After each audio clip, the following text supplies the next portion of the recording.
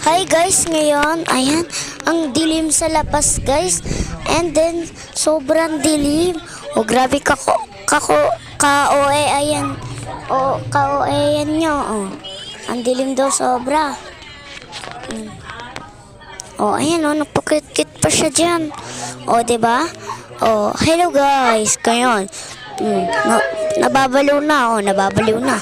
Joke lang, char lang. Nababaliw na siya, Diba, nung pakit-kit siya kasi nababaliw na siya, joke lang. Ayan. Ayan guys, ayan, hi guys, nandito nga pala si Boy Boy.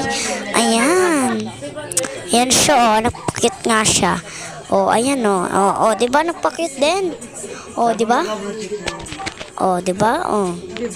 Napakit-kit talaga siya guys. Ayan tapos ayan. Ayan.